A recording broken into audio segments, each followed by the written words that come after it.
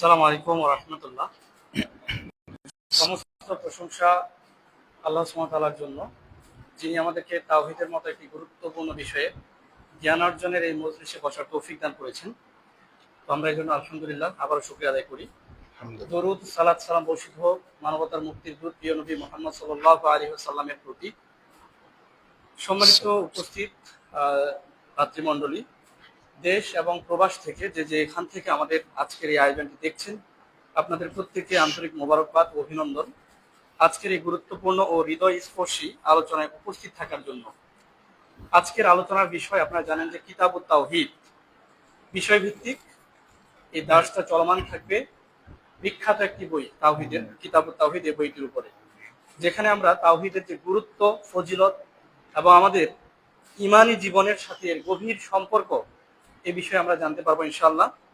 তো আমাদের মাঝে দার্স প্রদান করার জন্য উপস্থিত আছেন আমাদের প্রিয় ও সম্মানিত শেখ মাহমুদুল্লাহ মাদানী হাফেজাহুল্লাহ, রিসান্স মদিনা ইসলামী বিশ্ববিদ্যালয়, সৌদি আরব, এবং তিনি আমাদের কোরআন সুন্নাহ ফাউন্ডেশনের নিয়মিত প্যানেল শেখ।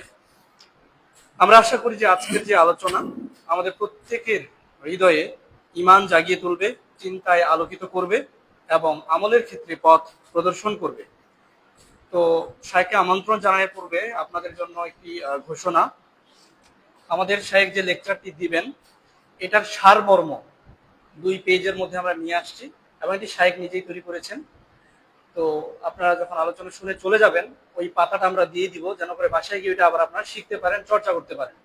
অনেক সময় দেখা যায় খাতা কলমে লেখা হয় না, হ্যাঁ, এই জন্য আমরা এটা একটা নতুনত্ব নিয়ে এসেছি।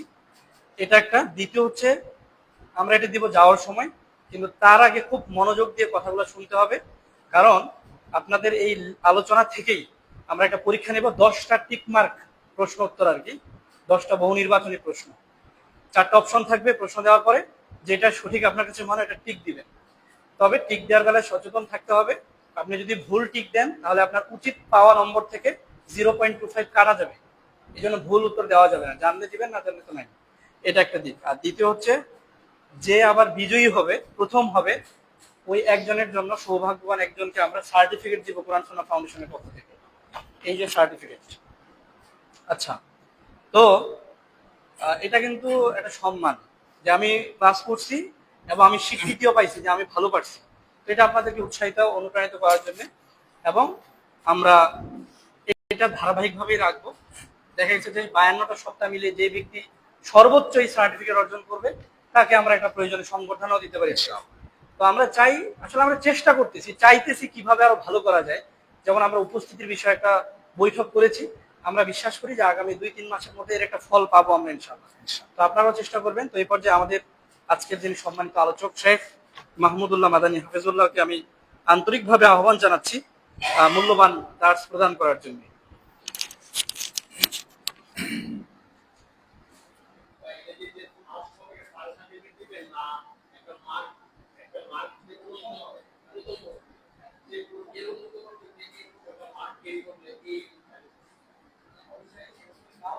السلام عليكم ورحمة الله وبركاته. إن الحمد لله وحده والصلاة والسلام على من لا نبي بعد أما بعد فأعوذ بالله من الشيطان الرجيم بسم الله الرحمن الرحيم الذين آمنوا ولم يلبسوا إيمانهم بظلم أولئك لهم الأمن وهم مهتدون. وقال النبي صلى الله عليه وسلم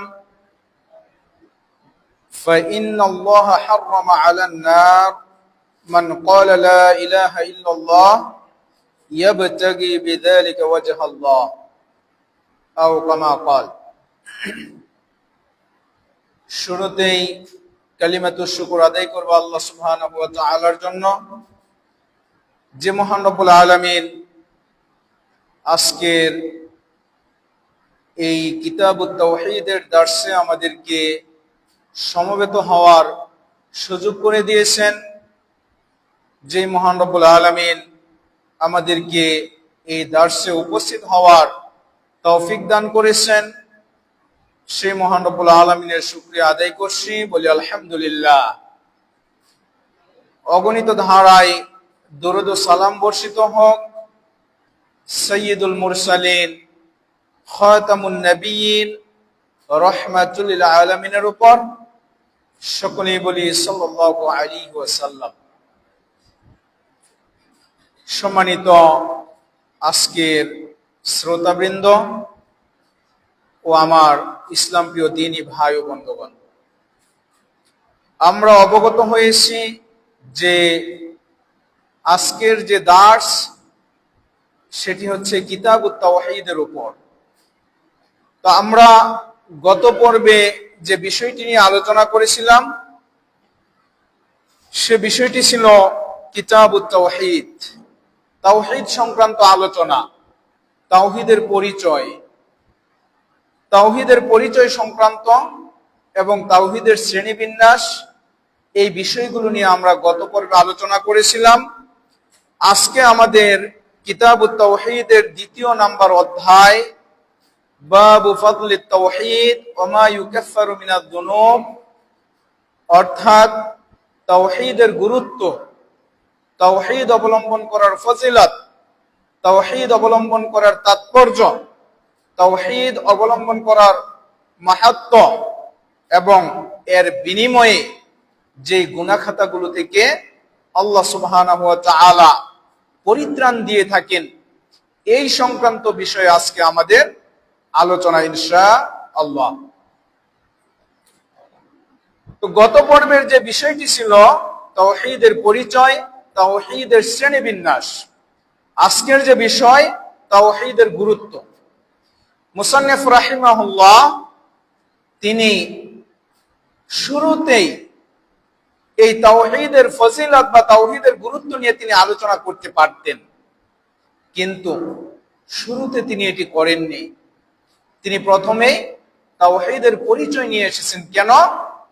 কারণ আমরা যদি কোনো বিষয়ের ফজিলত শুনি, যে আমাদের কাছে কোনো বিষয় সম্পর্কে গুরুত্ব বর্ণনা করা হচ্ছে, ফজিলত বর্ণনা করা হচ্ছে, কিন্তু আসলে ওই বিষয়টি কি সেটা আমাদের জানা নেই, তাহলে আর ফজিলত বা গুরুত্বটা আমাদের কাছে খুব বেশি বোধগম্য হবে না। যার কারণে তিনি প্রথমে তাওহীদের ফজিলত বর্ণনা করার পূর্বে তাওহীদের পরিচয় দিয়েছেন, যে কিসের গুরুত্ব, কিসের ফজিলত, তাওহীদের, এই তাওহীদের পরিচয়টা তিনি প্রথমে আমাদেরকে দিয়েছেন।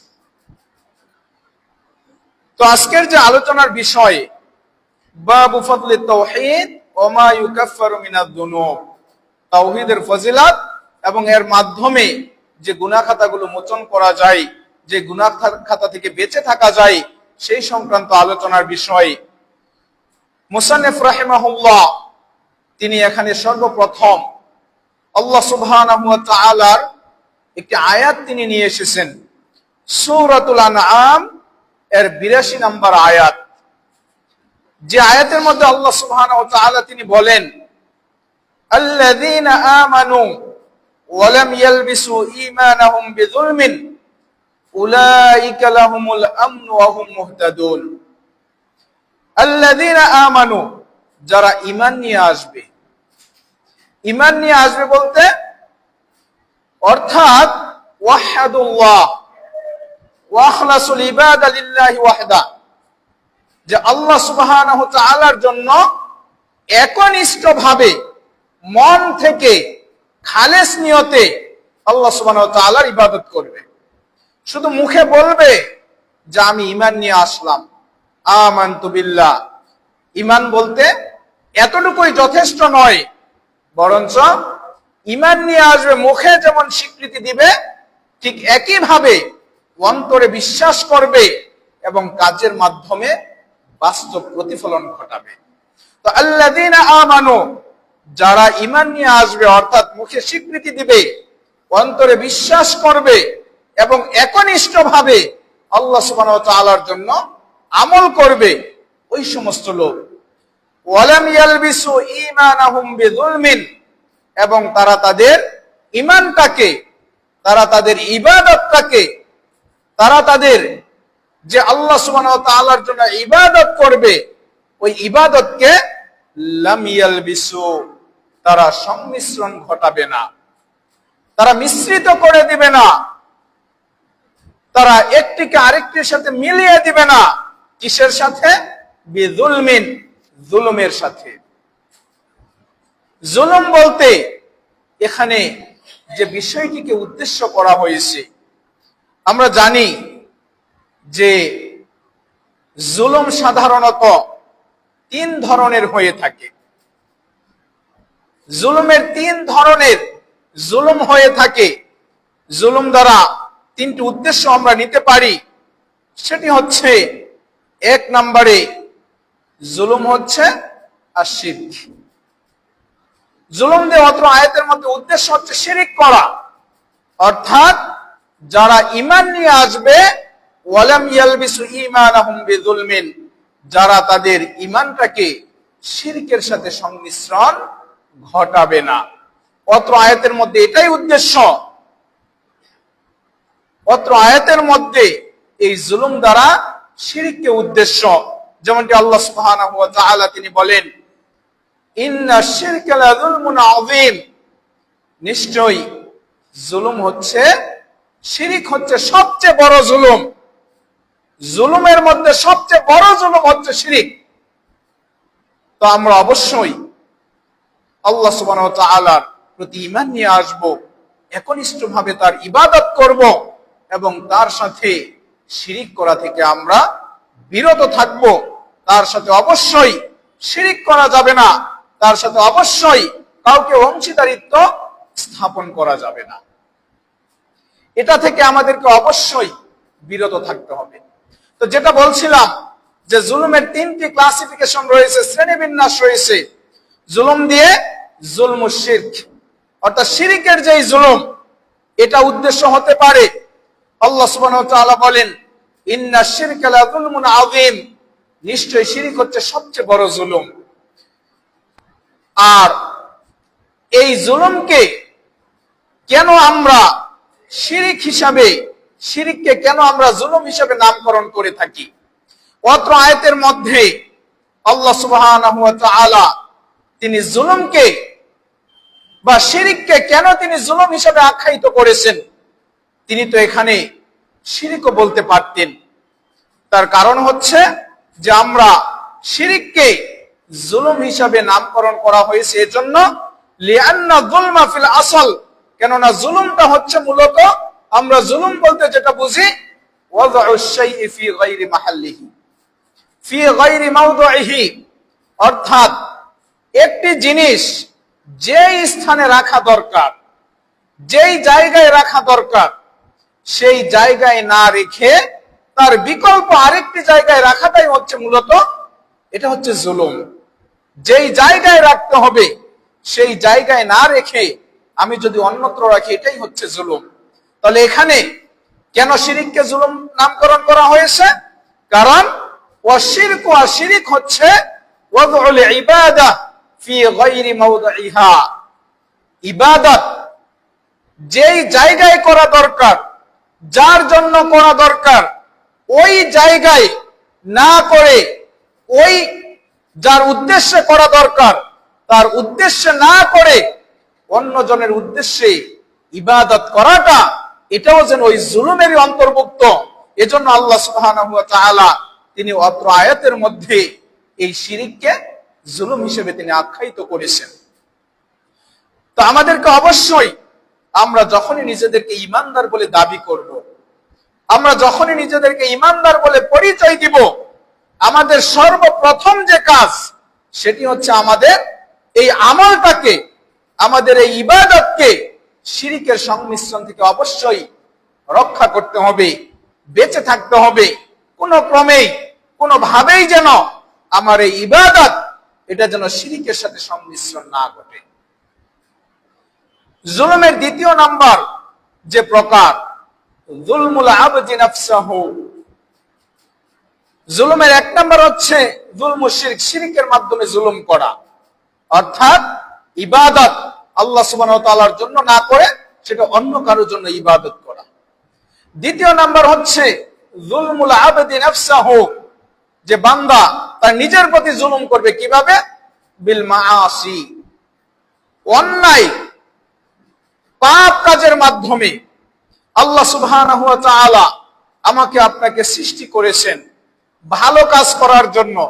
কারণ আল্লাহ সুবহানাহু ওয়া তাআলা তিনি বলেন, ওয়ামা খলাকাতুল জিন্না ওয়াল ইনসা ইল্লা লিয়াবুদুন, আমি মানুষ এবং জিন জাতিকে সৃষ্টি করেছি কেবলমাত্র আমার ইবাদত করার জন্য, আমার দাসত্ব করার জন্য, আমার গোলামি করার জন্য। তো ওই আল্লাহ সুবহানাহু ওয়া তাআলার ইবাদত না করে, তার দাসত্ব না করে, তার গোলামি না করে আমি আপনি যদি অন্যায় কাজে লিপ্ত হই, আমি আপনি যদি অশ্লীল কাজে লিপ্ত হই, আমি আপনি যদি নিজের খেয়াল খুশি অনুমতে চলাফেরা করি, তাহলে এটা যেন যুলমুল আবদি নাফসাহু, বান্দা তার নিজের প্রতি যেন জুলুম করছে। এটি হচ্ছে দ্বিতীয় নাম্বার প্রকার। জুলুমের তৃতীয় প্রকার হচ্ছে যুলমুল আবদি লিন-নাস, যে মানুষেরা অন্যের প্রতি জুলুম করবে। কিভাবে অন্যের প্রতি জুলুম হতে পারে?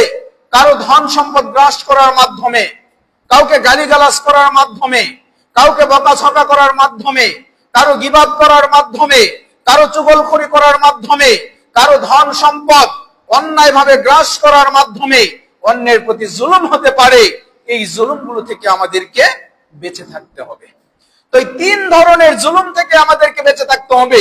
একটি হচ্ছে আল্লাহ সুবহানাহু ওয়া তাআলার প্রতি জুলুম করা, সেটা হচ্ছে শিরকের মাধ্যমে আল্লাহ সুবহানাহু ওয়া তাআলার ইবাদত না করে অন্যের ইবাদত করা, অন্যকে সন্তুষ্টি করার জন্য ইবাদত করা, এটা ইবাদতের মাধ্যমে আল্লাহ সুবহানাহু ওয়া তাআলার প্রতি জুলুম করা, শিরকে লিপ্ত হওয়া।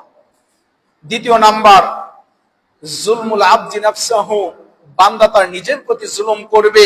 অর্থাৎ আল্লাহ সুবহানাহু ওয়া তাআলা বান্দাকে সৃষ্টি করেছেন তার ইবাদত করার জন্য, সেটা না করে বান্দা অন্যায় অশ্লীল কার্যকলাপের মাধ্যমে নিজের প্রতি জুলুম করবে।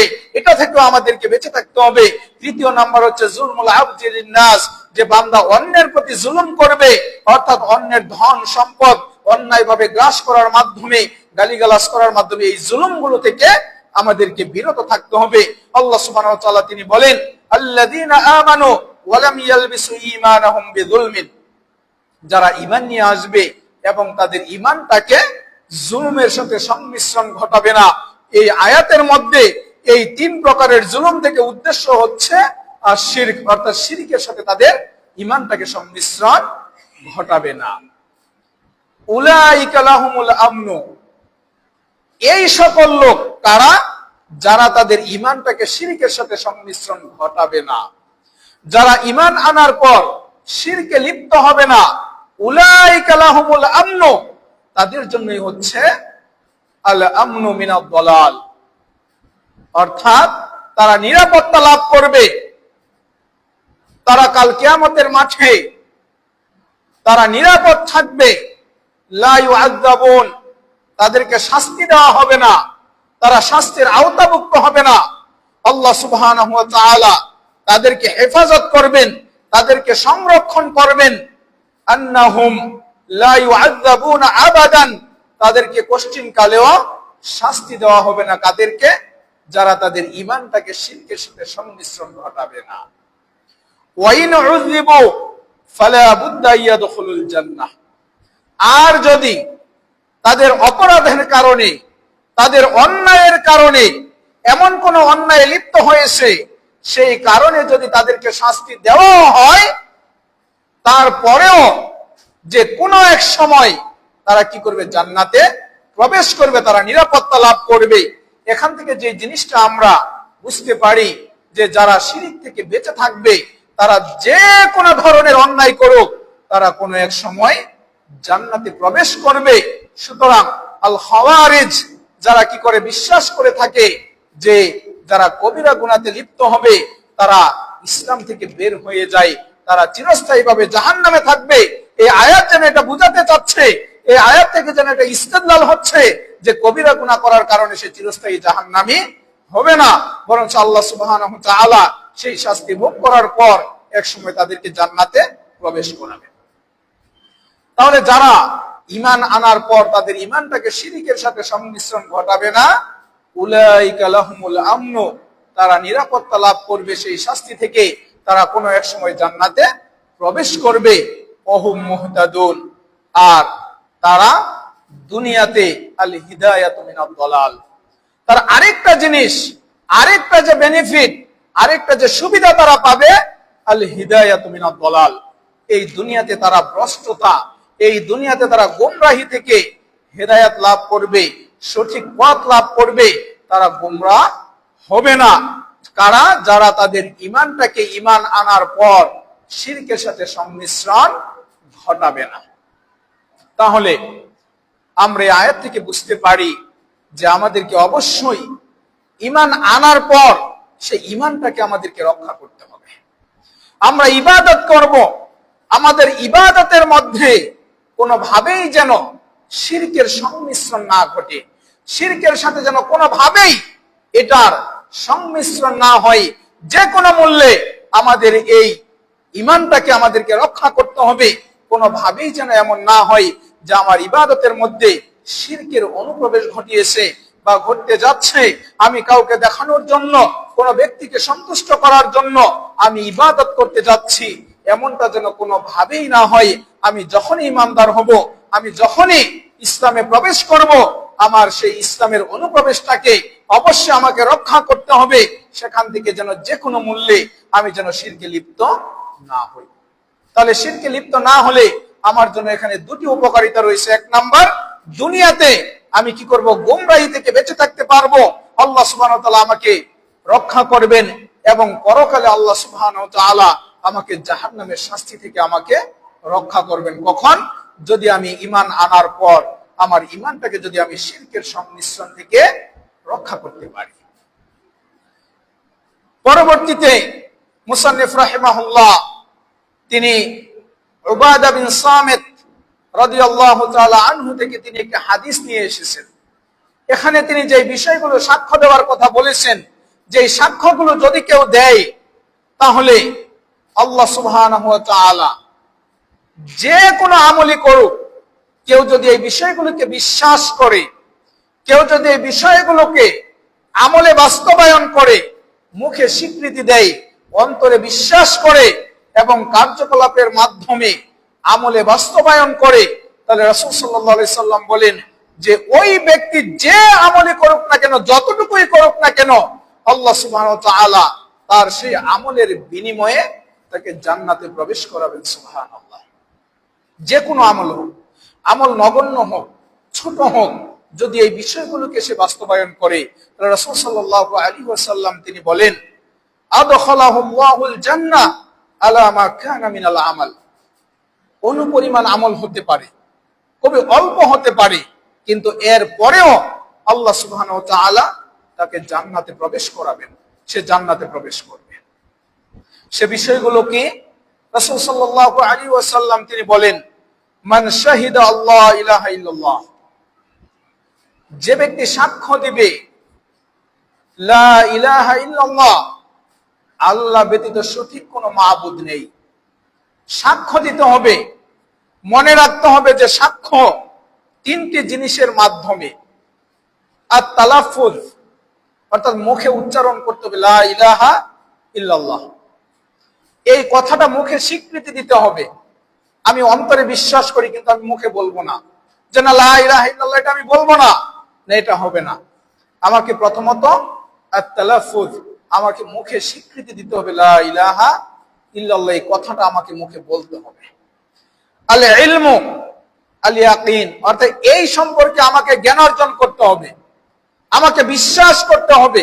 আমি শুধু মুখে বললাম লা ইলাহা ইল্লাল্লাহ, এটা শুধু মুখেই বললাম, উচ্চারণ করলাম, কিন্তু এটার যে শর্তগুলো রয়েছে, এটার যে রোকনগুলো রয়েছে, এটার যে কাজ রয়েছে, এগুলো আমি অন্তরে বিশ্বাস করি না, এটাও চলবে না। আমাকে যেমন ঠিক যেমনি ভাবে লা ইলাহা ইল্লাল্লাহ স্বীকৃতি যেমন, সাক্ষ্য যেমন আমাকে মুখে দিতে হবে, ঠিক একই ভাবে এটা আমাকে অন্তরে বিশ্বাস করতে হবে। এবং বিশ্বাস করার পর তৃতীয় নম্বর হচ্ছে আল আমাল। আল আমাল, আমাকে আমল করতে হবে, কাজে বাস্তবায়ন করতে হবে।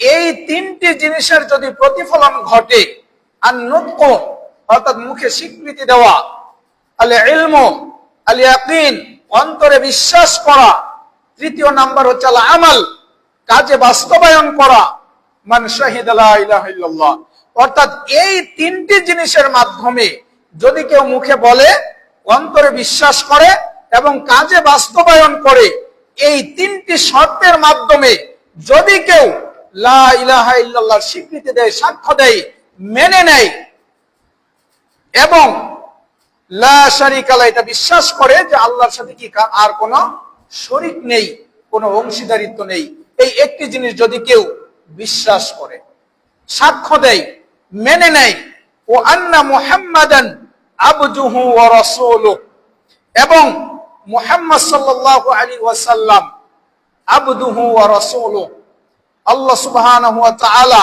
তার বান্দা এবং তার রাসূল, এটা বিশ্বাস করে। অনেকে আছে যারা আমরা কি করি, মুহাম্মদ সাল্লাল্লাহু আলাইহি ওয়াসাল্লামকে আমরা মানি না, আল্লাহ সুবহানাহু ওয়া তাআলাকে মানি।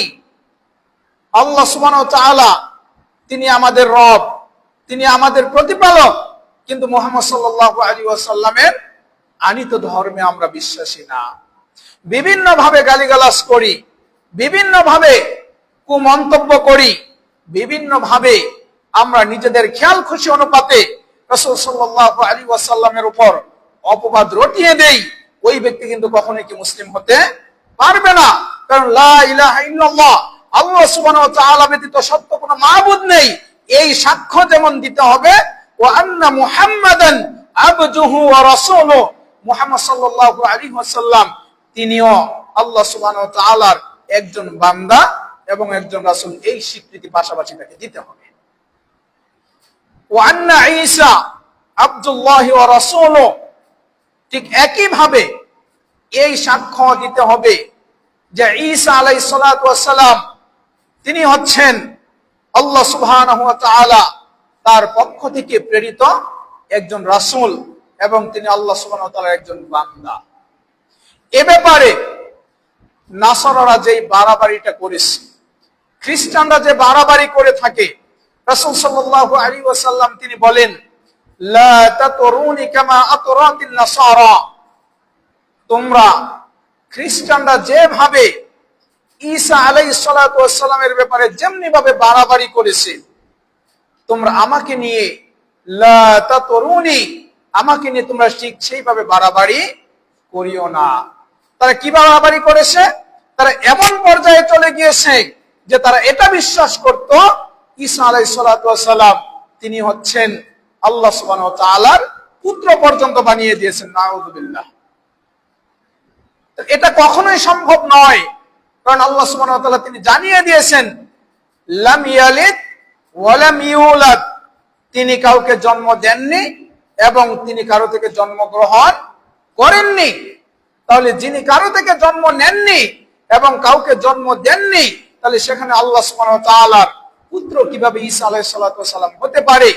খ্রিস্টানরা ঈসা আলাইহিস সালাতু ওয়াস সালামের ব্যাপারে এইভাবে বাড়াবাড়ি করেছে। রাসূল সাল্লাল্লাহু আলাইহি ওয়াসাল্লাম বললেন, লা তাতরুনি কামা আতরাতিন নাসারা ফি ঈসা ইবনে মারইয়াম, তোমরা ঈসা ইবনে মারইয়ামের ব্যাপারে খ্রিস্টানরা যেইভাবে বাড়াবাড়ি করেছে, আমার ব্যাপারে ঠিক এইভাবে বাড়াবাড়ি করিও না, বরঞ্চ তোমরা কেবলমাত্র বলো, ইন্নী আব্দুল্লাহি ওয়া রাসূলুহু, আমি হচ্ছে আল্লাহ সুবহানাহু ওয়া তাআলার পক্ষ থেকে একজন প্রেরিত রাসূল মাত্র এবং আল্লাহ সুবহানাহু ওয়া তাআলার একজন বান্দা, এর বেশি আর কিছুই নয়। সুতরাং এই সাক্ষ্য দিতে হবে মুহাম্মদ সাল্লাল্লাহু আলাইহি সাল্লাম আল্লাহর বান্দা এবং রাসূল, এবং ঠিক একই ভাবে ঈসা আলাইহিস সালাতু ওয়াস সালাম তিনি হচ্ছেন আল্লাহ সুবহানাহু ওয়া তাআলার পক্ষ থেকে একজন বান্দা এবং তার রাসূল। ওয়া কালিমাতুহু আলকাহা ইলা মারইয়াম, এবং ঈসা আলাইহিস সালাতু ওয়াস সালাম তিনি হচ্ছেন একটি কালিমা, আল্লাহ সুবহানাহু ওয়া তাআলার পক্ষ থেকে একটি কালিমা।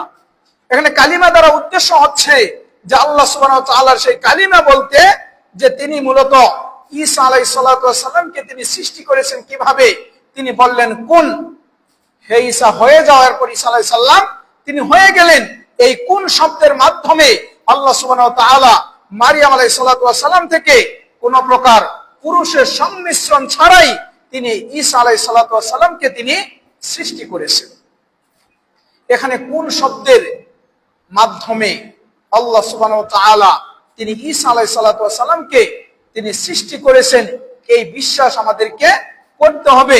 ওয়া কালিমাতুন আলকাহা ইলা মারইয়াম, যেই শব্দটা আল্লাহ সুবহানাহু ওয়া তাআলা মারিয়াম আলাইহিস সালাতু ওয়াস সালামের দিকে লক্ষ্য করে তিনি বললেন, এটা আমাদেরকে কি করতে হবে? বিশ্বাস করতে হবে যে তিনি হচ্ছেন আল্লাহ সুবহানাহু ওয়া তাআলার পক্ষ থেকে একটি কালিমা। মারিয়াম আলাইহিস সালাতু ওয়াস সালামের মাধ্যমে তিনি আল্লাহ সুবহানাহু ওয়া তাআলা তাকে সৃষ্টি করেছেন। ওয়া রূহুম মিনহু, আল্লাহ সুবহানাহু ওয়া তাআলার পক্ষ থেকে একটি রূহ। আমরা অনেকেই এটা মনে করে থাকি যে আল্লাহ সুবহানাহু ওয়া তাআলার পক্ষ থেকে একটি রূহ মানে আল্লাহ সুবহানাহু ওয়া তাআলার যে সত্তা তারই যেন একটি অংশ, আমরা এমনটাই মনে করে থাকি। মূলত এটা উদ্দেশ্য নয়। উদ্দেশ্য হচ্ছে যে আল্লাহ সুবহানাহু ওয়া তাআলা যে সকল রূহ সৃষ্টি করেছেন, ঈসা আলাইহিস সালাতু ওয়াস সালাম সেই সকল সৃষ্ট রূহের মধ্য থেকে ঈসা আলাইহিস সালামও একটি সৃষ্ট রূহ মাত্র, এর বেশি আর কিছুই নয়।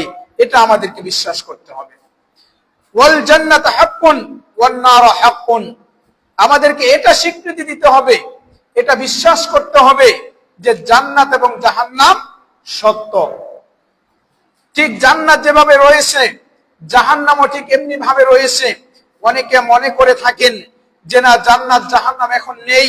আল্লাহ সুবহানাহু ওয়া তাআলা কাল কিয়ামতের মাঠে যখন বিচার কার্য ফয়সালা করবেন, ওই বিচার কার্য ফয়সালা করার পর আল্লাহ সুবহানাহু ওয়া তাআলা কি করবেন? তিনি জান্নাত জাহান্নাম ওই জায়গায় তৈরি করবেন, ওই জায়গায় সৃষ্টি করবেন। এটা অনেকেই মনে করে থাকে, কিন্তু রাসূল সাল্লাল্লাহু আলাইহি ওয়াসাল্লাম তিনি বললেন যে না, আমাদেরকে এটা বিশ্বাস করতে হবে আল জান্নাতু হাক্কুন ওয়ান নারু হাক্কুন, জান্নাত এবং জাহান্নাম এটা সত্য।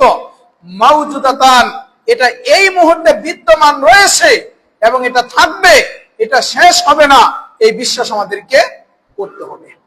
এই বিষয়গুলো যদি আমরা সাক্ষ্য দেই, শুধু মুখে নয়, মুখে আমরা স্বীকৃতি দিব, অন্তরে বিশ্বাস করব এবং আমলে বাস্তবায়ন করব, এই বিষয়গুলোর প্রতি যদি আমরা স্বীকৃতি দেই, তাহলে রাসূল সাল্লাল্লাহু আলাইহি ওয়াসাল্লাম তিনি বলেন, আদখালাহুল্লাহুল জান্নাতা আলা মা কানা মিনাল আমাল, আল্লাহ সুবহানাহু ওয়া তাআলা বান্দা যে কোনো আমল করুক না কেন, তার মধ্যে যদি এই বিষয়গুলোর ব্যাপারে, অর্থাৎ এই বিষয়গুলো নিয়ে সে মুখে স্বীকৃতি দিবে, সে অন্তরে বিশ্বাস করবে এবং কাজের মাধ্যমে বাস্তবায়ন করবে, যদি করে, তাহলে আদখালাহুল্লাহু আলা মা কানা মিনাল আমাল, আল্লাহ সুবহানাহু ওয়া তাআলা সে যে আমলই করুক না কেন, কারণ যে এই সাক্ষ্য দিবে আল্লাহ ছাড়া সঠিক কোনো মাবুদ নেই, সে কখনো আল্লাহর সাথে কাউকে অংশীদারিত্ব স্থাপন করবে না।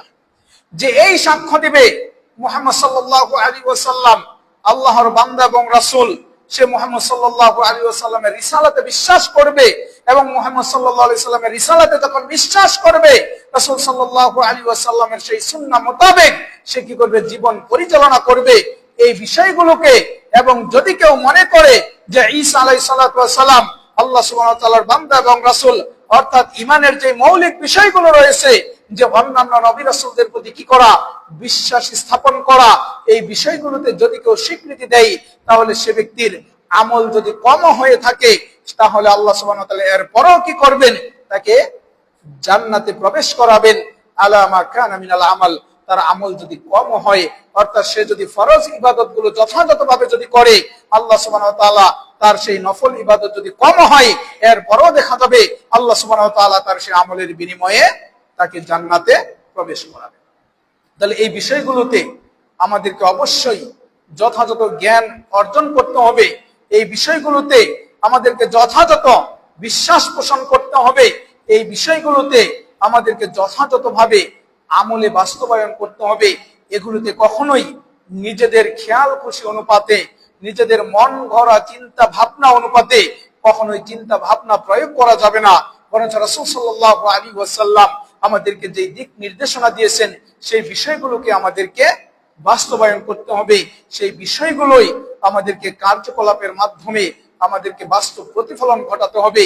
তাহলেই দেখা যাবে যে আমাদের সেই আমলের মাধ্যমে আমরা জান্নাতে প্রবেশ করতে পারব।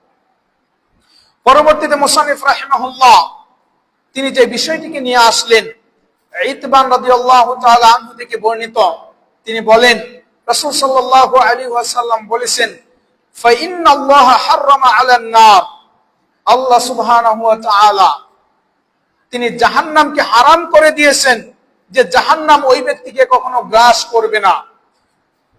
ওই ব্যক্তি জাহান্নামে প্রবেশ করবে না। কোন ব্যক্তি?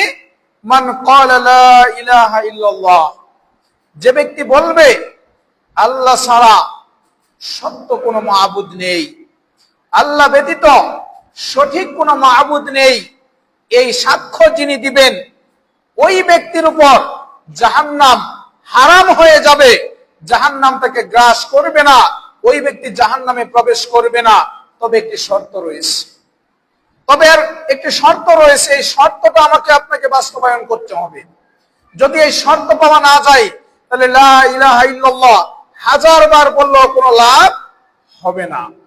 একটি শর্ত রয়েছে, এই শর্তের মাধ্যমে আমাকে আপনাকে লা ইলাহা ইল্লাল্লাহ বাস্তবায়ন করতে হবে। সেটি কি? ইয়াবতাগি বিযালিকা ওয়াজহাল্লাহ, আল্লাহ সুবহানাহু ওয়া তাআলার সন্তুষ্টি অর্জন করার জন্য, আল্লাহ সুবহানাহু ওয়া তাআলাকে রাজি খুশি করার জন্য, আল্লাহ সুবহানাহু ওয়া তাআলাকে সন্তুষ্ট করার জন্য, আল্লাহ সুবহানাহু ওয়া তাআলার সেই তিনি যে রব, এটা কেবলমাত্র তিনাকে রাজি খুশি করার জন্য এটা বিশ্বাস করতে হবে।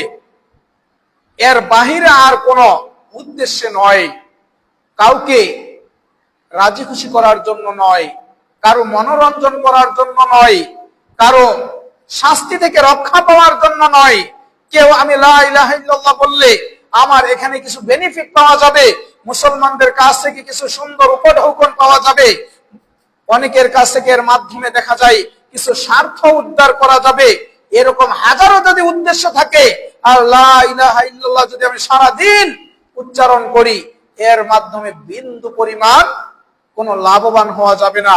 কেবলমাত্র জাহান্নাম থেকে যদি আমরা পরিত্রাণ পেতে চাই লা ইলাহা ইল্লাল্লাহ বলার মাধ্যমে, তাহলে তার অন্যতম একটি শর্ত হচ্ছে ইয়াবতাগি বিযালিকা ওয়াজহাল্লাহ, এটা হতে হবে আল্লাহ সুবহানাহু ওয়া তাআলার সন্তুষ্টি অর্জন করার জন্য মুখলিসাল্লাহু, তার একনিষ্ঠতা থাকতে হবে, তার যেই অন্তর আছে সেই অন্তরে খুলুসিয়াত থাকতে হবে।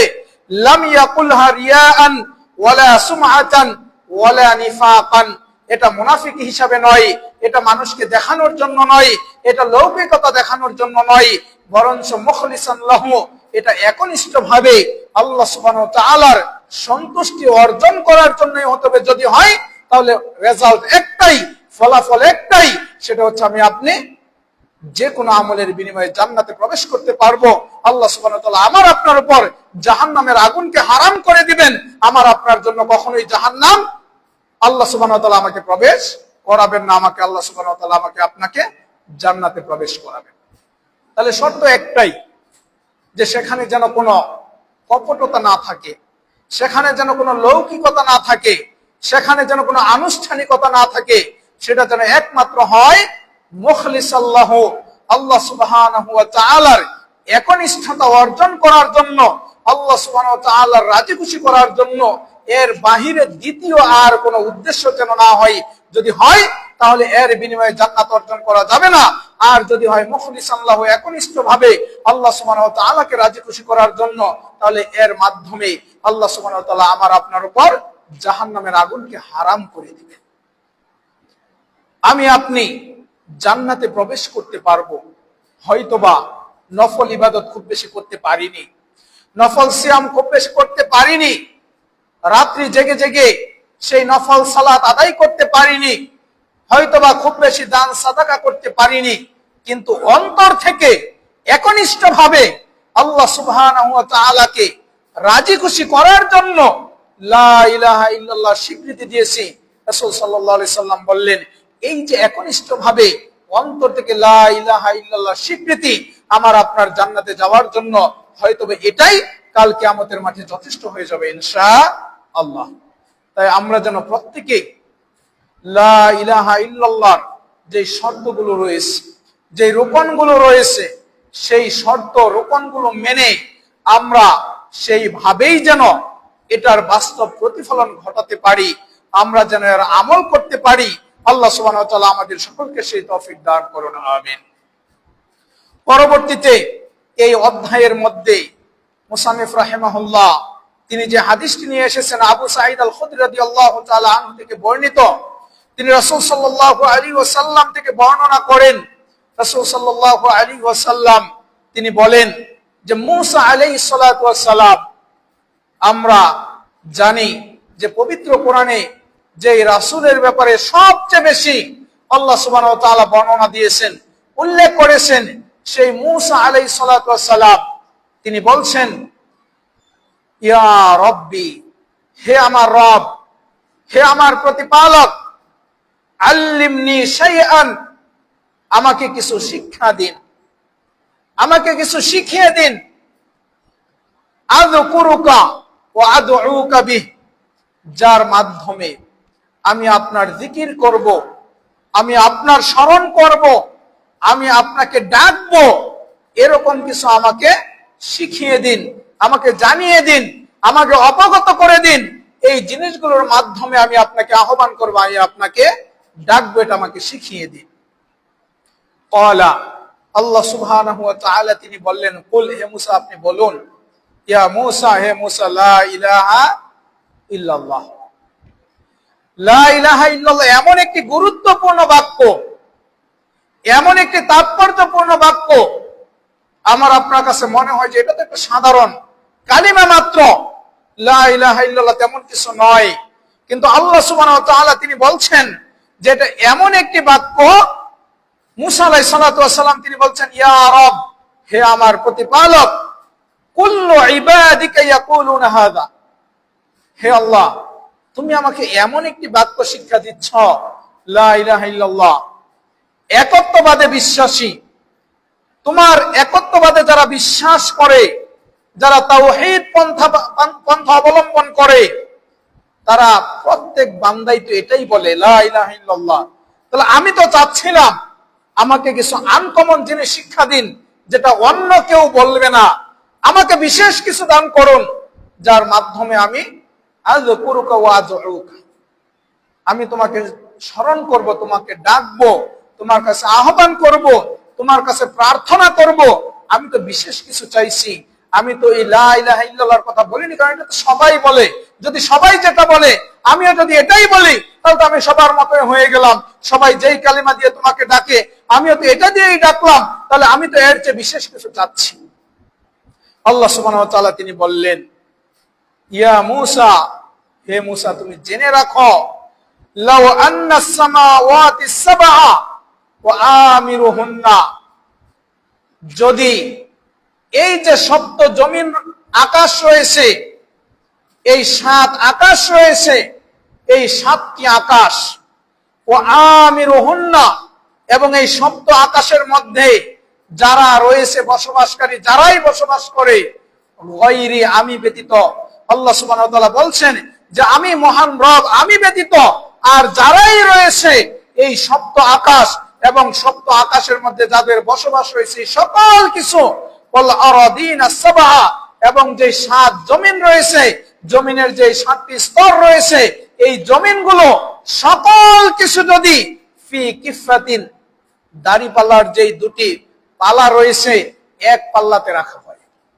কি সপ্ত আকাশ, 7টি আকাশ, এবং এই 7 আকাশের মধ্যে বসবাসকারী যত যা কিছু রয়েছে, ফেরেশতা মানুষ যারাই রয়েছে সকল কিছু, এবং এই 7 জমিনের মধ্যে যা কিছু রয়েছে, 7 জমিন সকল কিছু ফি কিফাতিন যদি এক পালাতে রাখা হয়, ও লা ইলাহা ইল্লাল্লাহ, আর লা ইলাহা ইল্লাল্লাহ একটি বাক্য যে রয়েছে, যে বাক্যটি তোমাকে শিখিয়ে দিচ্ছি, ফি কিফাতিন যদি আরেক পালাতে রাখা হয়, মালাদ বিহিন লা ইলাহা ইল্লাল্লাহ, তাহলে জেনে রাখো যে লা ইলাহা ইল্লাল্লাহ এমন একটি কালিমা, লা ইলাহা ইল্লাল্লাহ এমন একটি বাক্য, মালাদ বিহিন লা ইলাহা ইল্লাল্লাহ, তাহলে লা ইলাহা ইল্লাল্লাহ যেই পালাতে রাখা হবে, ওই পালাটা অটোমেটিক্যালি এটা ঝুঁকে যাবে, এটা ভারী হয়ে যাবে, আর ওই সপ্ত আকাশ, সপ্ত জমিন আর এর মধ্যে বসবাসকারী যা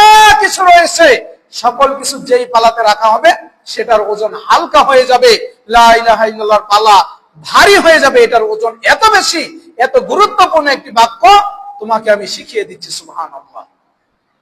তাহলে লা ইলাহা ইল্লাল্লাহর তাৎপর্য, লা ইলাহা ইল্লাল্লাহর গুরুত্ব এত বেশি, এই লা ইলাহা ইল্লাল্লাহ আমি আপনি যদি শুধু মুখে 1000 বার বলি, দিন রাত 24 ঘন্টা যদি এই জিকির করি, কিন্তু অন্তরে যদি বিশ্বাস না করি, আমলে যদি বাস্তবায়ন না হয়, তাহলে কিন্তু সেই ভারী জিনিসটাও আমার আপনার আমল নামায় হালকা হয়ে যাবে।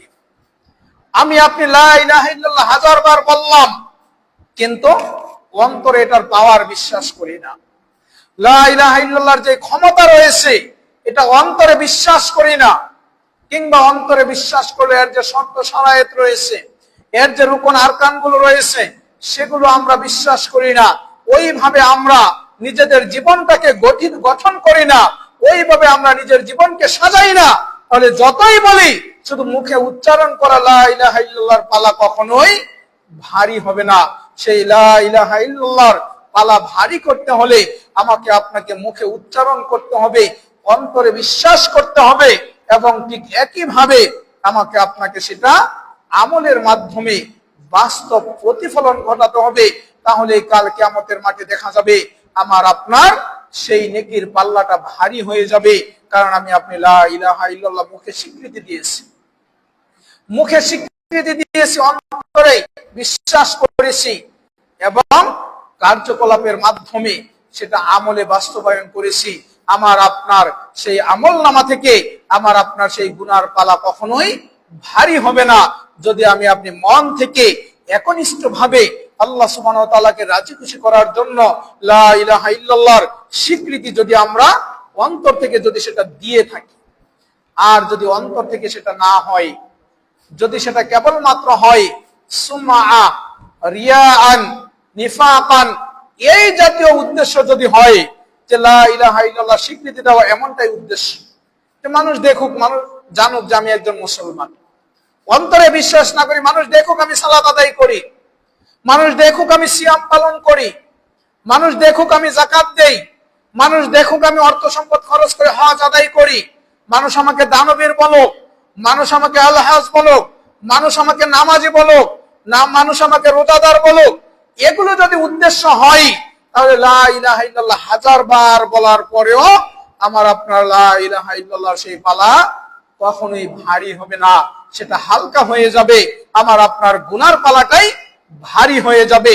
সুতরাং অবশ্যই আমাকে আপনাকে কি করতে হবে, সেই লা ইলাহা ইল্লাল্লাহ আমাকে আপনাকে মন থেকে একনিষ্ঠ ভাবে খুলুসিয়াতের সাথে আমাকে আপনাকে সেই লা ইলাহা ইল্লাল্লাহর উচ্চারণ করতে হবে।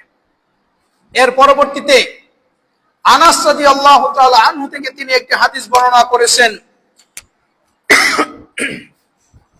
তিনি বলেন, সামি'তু রাসূলুল্লাহ সাল্লাল্লাহু আলাইহি ওয়াসাল্লাম, আমি রাসূল সাল্লাল্লাহু আলাইহি ওয়াসাল্লামকে ইয়াকুলু বলতে শুনেছি যে তাওহীদ অবলম্বন করার যে গুরুত্ব, তাওহীদ অবলম্বন করার যে ফজিলত, তাওহীদ অবলম্বন করার যে মাহাত্ম্য, তাৎপর্য, লা ইলাহা এই তাওহীদের যে বাক্য, এই বাক্যের যে তাৎপর্য, রাসূল সাল্লাল্লাহু আলাইহি ওয়াসাল্লাম তিনি বলেন যে আল্লাহ সুবহানাহু ওয়া তাআলা আল্লাহ তাআলা তিনি বলেন, ইয়া ইবনা আদম, হে আদম সন্তান, জেনে রাখো, লাউ আতাইতানি, যদি তুমি আমার কাছে আসো, তুমি যদি দুনিয়া থেকে আমার কাছে আগমন করো, বিকুরাবিল আরদি খাতায়া, জমিন ভর্তি, গোটা জমিন ভর্তি যদি তুমি করে ফেলো কি অন্যায় করেছো, এত অন্যায় করেছো, গোটা জমিনটা পরিপূর্ণ হয়ে গিয়েছে।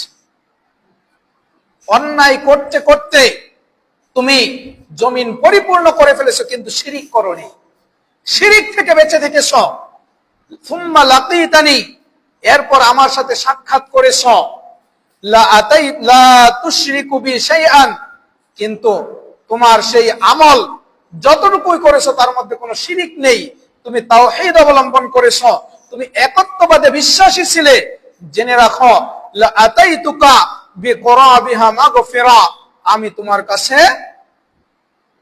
বিকুরাবিহা মাগফিরা, এই জমিন ভর্তি ক্ষমা নিয়ে আমি তোমার কাছে আগমন করব। কিন্তু শর্ত হচ্ছে একটাই, একটা শর্ত রয়েছে, তুমি অন্যায় করো, আমার কোনো আপত্তি নেই, অনেক অন্যায় করেছ, অন্যায় মানুষ মাত্রিক হতে পারে, ভুল মানুষ মাত্রিক হতে পারে, কিন্তু ভুলটা যখনই বুঝতে পারবো, তওবা করে ফিরে আসবো। আমরা মানুষ, ভুলের ঊর্ধ্বে নয়। ভুল হতে পারে, কিন্তু আল্লাহ সুবহানাহু ওয়া তাআলা তিনি বলছেন, ইয়া ইবনা আদম, হে আদম সন্তান, জেনে রাখো, লাউ আতাইতানি বিকুরাবিল আরদি খাতায়া, যদি তুমি জমিন ভর্তি অন্যায় নিয়ে আমার সাথে সাক্ষাৎ করো, কিন্তু কোনো শিরকে লিপ্ত হওনি, যে কোনো মূল্যে আমার সাথে শিরক করা থেকে তুমি নিজেকে রক্ষা করেছো, তাহলে জেনে রাখো, লা আতাইতুকা বিকুরাবিহা মাগফিরা, আমি তোমার কাছে জমিন ভর্তি ক্ষমা নিয়ে অগ্রসর হব। সুবহানাল্লাহ। শর্ত কিন্তু একটাই, শিরকে লিপ্ত হওয়া যাবে না, তাওহীদে বিশ্বাসী হতে হবে, আল্লাহ সুবহানাহু ওয়া তাআলার একত্ববাদে বিশ্বাসী হতে হবে, আল্লাহ সুবহানাহু ওয়া তাআলার সেই খুলুসিয়াত, একনিষ্ঠতা, এটা মেনে নিতে হবে। যতটুকুই করব, ইবাদত যাই কিছু করি, সেটা আল্লাহ সুবহানাহু ওয়া তাআলার জন্য হতে হবে, আর কারোর জন্য নয়। লা ইলাহা ইল্লাল্লাহ স্বীকৃতি দিব, লা ইলাহা ইল্লাল্লাহ সাক্ষ্য দিব, এটা যেন একনিষ্ঠভাবে মন থেকে হয়। যদি হয়, তাহলে জেনে রাখো, লা আতাইতুকা বিকুরাবিহা মাগফিরা, আমি জমিন ভর্তি ক্ষমা নিয়ে তোমার কাছে অগ্রসর হব, এতে বিন্দু পরিমাণ কোনো সন্দেহ নেই, আমি তোমাকে ক্ষমা করে দিব। কিন্তু বান্দা, অবশ্যই তুমি জেনে রাখো, তুমি কোনো ক্রমেই, কোনোভাবেই তুমি যেন শিরকে লিপ্ত না হও, এটা তোমাকে খেয়াল রাখতে হবে। তাহলে বোঝা যায় যে তাওহীদের তাৎপর্য, তাওহীদের গুরুত্ব, তাওহীদের ফজিলত আল্লাহ সুবহানাহু ওয়া তাআলার কাছে কতটা বেশি। যে কোনো মূল্যে আমি আপনি যদি শিরক থেকে বেঁচে থাকি, আল্লাহ সুবহানাহু ওয়া তাআলা দ্বিতীয় আর কোনো শর্ত দেননি, তিনি শুধু বলেছেন যে বান্দা, তুমি যাই কিছু করো, আমল অল্প হোক, আমি তোমাকে জান্নাতে প্রবেশ করাবো, তুমি শুধু শিরক করিও না, তুমি শুধু আল্লাহ সুবহানাহু ওয়া তাআলার সাথে শিরক করিও না, লা ইলাহা ইল্লাল্লাহ স্বীকৃতি দাও। এর দ্বারা উদ্দেশ্য যেন হয় আল্লাহ সুবহানাহু ওয়া তাআলাকে রাজি খুশি করা, তোমার উদ্দেশ্য যেন হয় আল্লাহ সুবহানাহু ওয়া তাআলার সাথে কাউকে শরীক না করা। তুমি শুধু এটাকে রক্ষা করো, তুমি শুধু তাওহীদকে হেফাজত করো, বাকি যা কিছু করার আল্লাহ সুবহানাহু ওয়া তাআলা তিনি দায়িত্ব নিয়েছেন। লা আতাইতুকা বিকুরাবিহা মাগফিরা, আমি জমিন ভর্তি ক্ষমা নিয়ে তোমার কাছে অগ্রসর হব, তোমাকে ক্ষমা করে দিব। আর আল্লাহ সুবহানাহু ওয়া তাআলা যদি আমাকে আপনাকে ক্ষমা করে দেন, তাহলে আমার আপনার স্থানটা কোথায় হবে? জান্নাতে, এতে বিন্দু পরিমাণ কোনো সন্দেহ নেই। তাই আসুন, আমরা আমাদের জীবনে যে কোনো মূল্যে আমরা যেন অবশ্যই তাওহীদকে বাস্তবায়ন করতে পারি, আমরা যেন যে কোনো মূল্যে শিরক থেকে বেঁচে থাকতে পারি। আল্লাহ সুবহানাহু ওয়া তাআলা আমাদের প্রত্যেককে, আমাদেরকে শিরক থেকে বেঁচে থাকার তৌফিক দান করুন। আমরা যেন তাওহীদ অবলম্বন করতে পারি, আমরা যেন তাওহীদপন্থী হতে পারি, আমরা যেন রাসূল সাল্লাল্লাহু আলাইহি ওয়াসাল্লামের সেই রিসালাতের সাক্ষ্য দিতে পারি। আল্লাহ সুবহানাহু ওয়া তাআলা ঈমানের যে মৌলিক বিষয়গুলো আমাদেরকে দিয়েছেন, আমরা ঈমানের সেই মৌলিক বিষয়গুলোতে যেন আমরা বিশ্বাস করতে পারি। ঈমানের যে রোকনগুলো রয়েছে, সেই রোকনগুলোতে যেন আমরা বিশ্বাস করতে পারি। ঈমানের যে 6টি রোকন রয়েছে, সেই 6টি রোকনে যেন আমরা বিশ্বাস করতে পারি, এবং বিশ্বাস করার মাধ্যমে আমরা যেন সেগুলো আমলের মাধ্যমে বাস্তব প্রতিফলন ঘটাতে পারি। আল্লাহ সুবহানাহু ওয়া তাআলা আমাদের সকলকে সেই তৌফিক দান করুন, আমিন। আর এর ফলশ্রুতিতে আমাদের প্রতিদান একটাই, সেটা হচ্ছে জান্নাত। আমরা যেন জান্নাতের অধিবাসী হতে পারি। আল্লাহ সুবহানাহু ওয়া তাআলা আমাদের সকলকে সেই তৌফিক দান করুন, আমিন। ওয়া আখিরু দাওয়ানা আলহামদুলিল্লাহি রাব্বিল আলামিন ওয়া সাল্লাল্লাহু আলা নবিয়িনা মুহাম্মদ ওয়া আলিহি ওয়া সাহবিহি ওয়া সাল্লাম। আসসালামু আলাইকুম ওয়া রাহমাতুল্লাহি ওয়া বারাকাতুহু।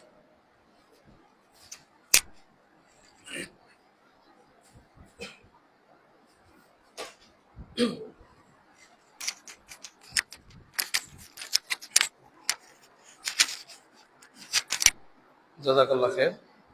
আমরা শাইখের কাছ থেকে অত্যন্ত জ্ঞান গর্ভ আলোচনা শুনলাম।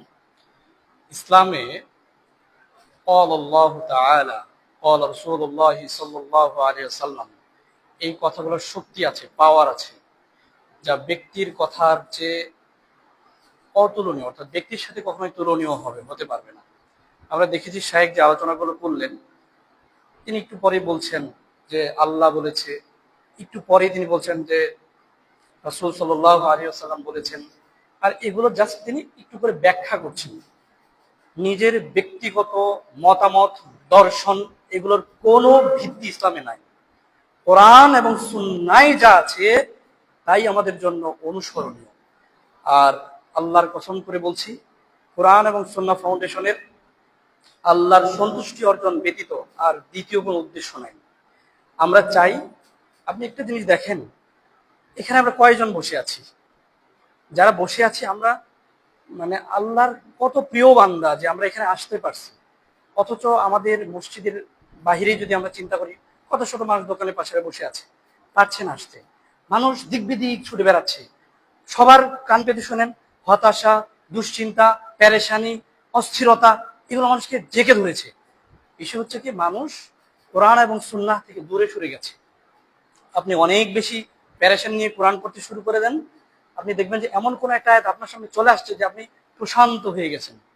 মানে আপনার কাছে মনে হবে যে এই আয়াতটা মনে হয় আমার জন্যই। তো বিষয় হলো, আমরা কোরআন থেকে অনেক দূরে, আর এই কারণে আমাদের মসজিদগুলো খালি হয়ে আছে। আমাদেরকে কোরআনের নিকটবর্তী হতে হবে এবং রাসূল সাল্লাল্লাহু আলাইহি ওয়াসাল্লামের যে মণিমুক্তা রেখে গেছেন যা, সেগুলো আমাদেরকে জ্ঞান অর্জন করতে হবে। আর কোরআন সুন্নাহ ফাউন্ডেশন খুবই বিশ্বাস করে, আরো অনেকেই দাওয়াতি কাজ করছে। দেখবেন যে শীত মৌসুমে আসলে আজকে এই মহল্লায় ওয়াজ মাহফিল, কালকে সেই মহল্লায়, পরশুদিন সেই মহল্লায়। এগুলোর উপকারিতা আছে, নিঃসন্দেহে এগুলোর দরকার আছে।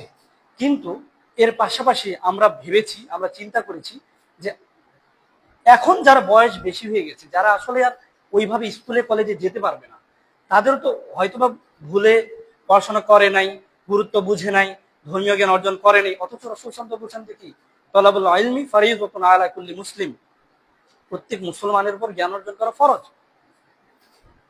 রাসূল সাল্লাল্লাহু নিজেই আল্লাহ বলছেন কি, উদউ সাবিলি রাব্বিকা বিল হিকমাহ, যে আমি, সেই অর্থ কি, সেই আল্লাহ সুবহানাহু ওয়া তাআলার রাস্তায় আমরা হিকমতের সাথে আহ্বান করব, প্রজ্ঞার সাথে। এখানে হিকমত বিষয়টা বলতে কি বোঝানো হয়েছে? আল্লাহ সুবহানাহু ওয়া তাআলার রাস্তায় হিকমত বলতে অর্থাৎ কৌশল অবলম্বন করে আমরা কোরআন হাদিসের মধ্যে যেই কৌশলগুলো আমাদেরকে বলা হয়েছে আমরা সেদিকে, সেই পদ্ধতিতে আহ্বান করব। নিজেদের মন গড়া বা খেয়াল খুশি কোনোর দিকে নয়, বরং আল্লাহ সুবহানাহু ওয়া তাআলা যেই পদ্ধতি আমাদেরকে বলে দিয়েছেন সেটা যথোপযুক্ত জায়গায় যথোপযুক্ত ভাবে প্রয়োগ করাটাই হচ্ছে মূলত হিকমা। এখানে হিকমা হচ্ছে কোরআন এবং সুন্নাহ মূলত, বুঝতে পেরেছেন কিনা? তো আমি যদি আমার মধ্যে যদি কোরআন এবং সুন্নাহর জ্ঞান থাকে, তাহলে আমি ফলপ্রসূ দাওয়াতি কাজ করতে পারবো। এবং আমার মধ্যে যদি এই কোরআন এবং সুন্নাহর যথাযথ জ্ঞান না থাকে, আমি কথা বলবো হয়তো, তবে সেটা খুব বেশি ইফেক্টিভ হবে না, উপকারী হবে না। তো এখন আমরা যতটুকু শিখলাম এর ভিত্তিতে আমরা একটা পরীক্ষা নিব। তো আমি ফর্মগুলো দিয়ে দেন, আমরা একটা ছোট পরিসরে পরীক্ষা নিব। আমরা যতটুকু শিখলাম এই পরীক্ষার পরে, হ্যাঁ আপনি আমার কথা সুযোগ অফ করে দেন, এই পরীক্ষার পরে আমরা একটা সার্টিফিকেট দিব যে প্রথম হবে, উৎসাহিত করার জন্য। তো ইনশাল্লাহ আমি প্রশ্ন দিব, আপনি কলমগুলো দিয়ে দেন, আমি প্রশ্ন দিচ্ছি।